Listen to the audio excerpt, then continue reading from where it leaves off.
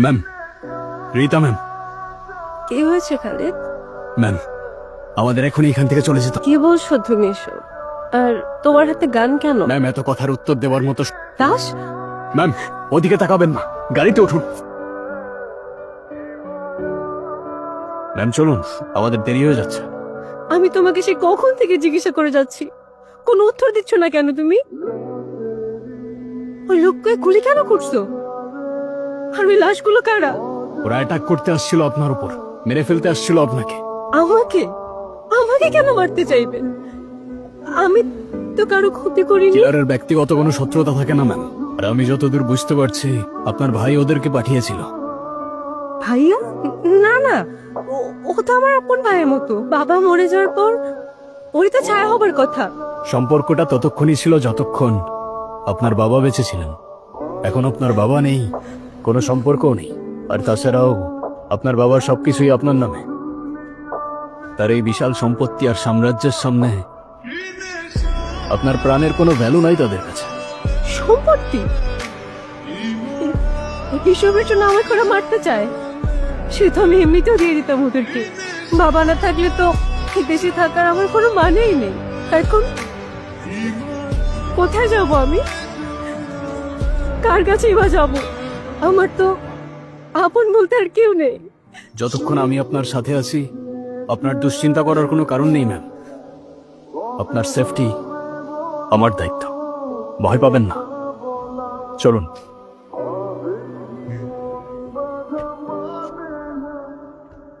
মা, মা কোথায় তুমি? মা, বাবা, মা, মা বাবা, কেমন আছো মা? তুই ঠিক না থাকলে আমি কি ঠিক থাকি বাবা? বলতো, তুই ঠিক আছিস তো বাবা? সব ঠিকঠাক আছে? হ্যাঁ মা। মা, উনি রিদিতা, আমার ক্লায়েন্ট এনায়েত সাহেবের মেয়ে। গতকাল রাতে ওনার বাড়িতে ওনার উপরেই অ্যাটাক হয়, তাই বেশ কিছুদিন ওনাকে আমার এখানে রাখতে হবে। সালামু আলাইকুম আন্টি। ওয়ালাইকুম আসসালাম। অসুবিধা নেই, তুমি আমাদের সাথে থাকতে পারো, এখানে নিরাপদেই থাকবে। আচ্ছা মা, তুমি ওনাকে নিয়ে যাও, আমি গাড়িটা পার্ক করে আসি। এসো। Thank you aunty. ও আমাকে একবারও বলেনি আমরা এখানে আসবো। আপনার সঙ্গে কিছু আনতেও পারলাম না। এসবের কোনো প্রয়োজন নেই, আগে ফ্রেশ হয়ে নাও। আর এসো, তোমার ঘরটা দেখিয়ে দিচ্ছি। এসো। হ্যাঁ, আসছি। Ma'am, coffee. থ্যাঙ্কস। জানো, আমার ভাগ্যটা কতটা অদ্ভুত। যার সাথে দেখা করতে এত দূর থেকে আসলাম, সে আমি আসার আগেই আমাকে রেখে চলে গেল। আর যাদেরকে আমি নিজের ভেবেছিলাম, তাদের হাত থেকেই বাঁচার জন্য পালিয়ে বেড়াচ্ছি। আমার নিজের বলতে আর কেউ রইল না। যত ভাববেন তত কষ্ট বাড়বে। ইনসানের জীবনে যখন বিপদ আসে, আপন পরের সংজ্ঞা বদলে যায় না। কিন্তু এটা ভাবতে অবাক লাগে না, আমার নিজের আপন মানুষরা আমাকে মেরে ফেলতে চায়, আর তুমি অজানা অচেনা একজন মানুষ নিজের জীবন বাজি রেখে আমাকে বাঁচাচ্ছ। কেন করছো এসব? আপনাকে বলার মতো স্পেশাল কোনো কারণ আমার কাছে নেই ম্যাম, এটা আমার প্রফেশন। আপনার নিরাপত্তার জন্য আমি পেমেন্ট নিয়েছি, তাই আপনার সেফটি আমার ডিউটির বাইরে আর কিছু না ম্যাম।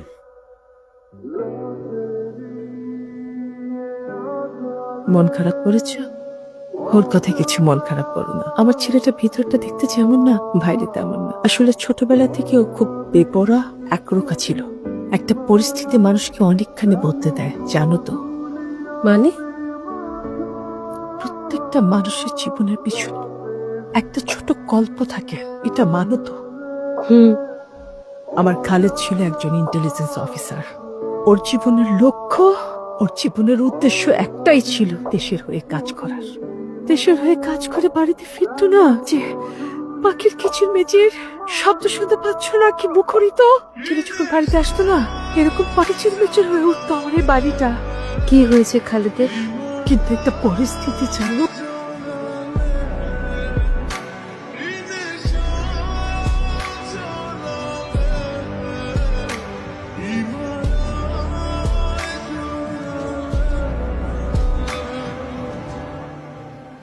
এবার আর এতদিনের জন্য যেও না, মেয়ে তো সবে মাত্র তোমার নাম ডাকতে শুরু করেছে।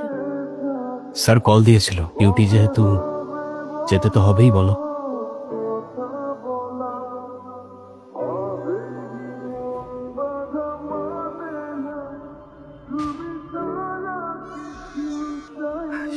এটা ঘটনায় আমার ছেলে জীবন বড় হয়ে গেল। আমার তো বিশ্বাসই হচ্ছে না, কারো নিজের ভাই কারোর সাথে এরকম করতে পারে। আমিও বিশ্বাস করতে পারছি না রে। সেদিন রাতের পর থেকে একটা ঘোরের মধ্যে আছি। আর ও তো তোর সাথেও দেখা করতে আসতে দিতে চাচ্ছিল না। অনেক বোঝালাম যে তুই আমার ফ্রেন্ড, দেশে এসে দেখা না করলে তুই কষ্ট পাবি। তারপর অনেক তর্ক করার পর আসলাম এখানে।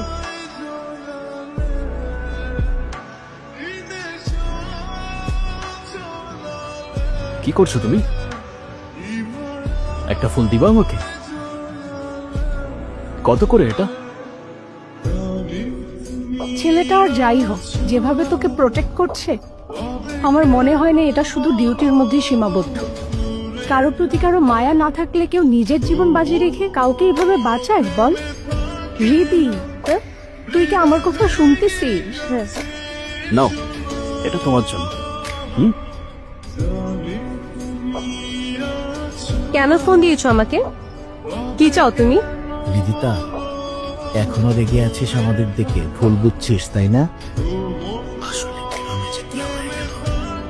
আমি কিছুই জানি না।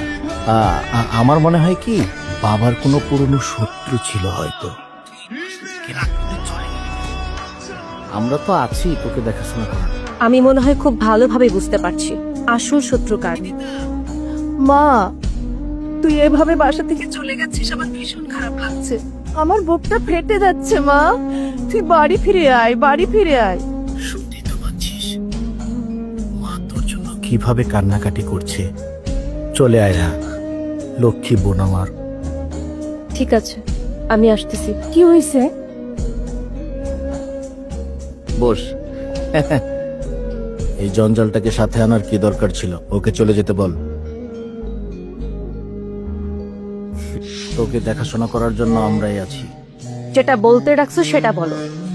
কেন রাখছো তোমরা আমাকে?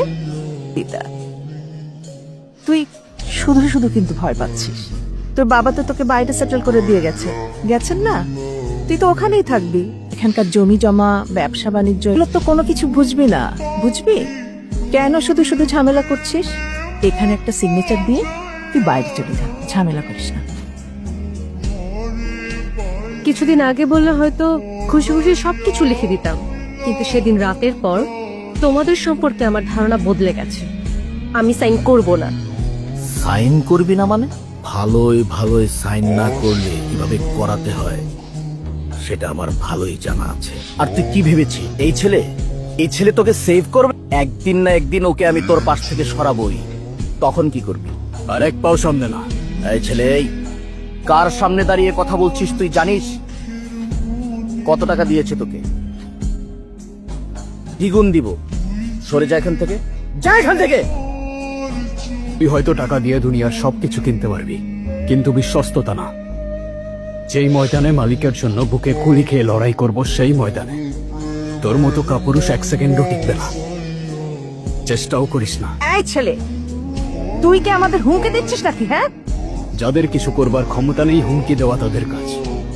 আমি আলটিমেটাম দিচ্ছি, বোঝান আপনার ছেলেকে। আগুন নিয়ে খেলা করলে ধ্বংস অনিবার্য।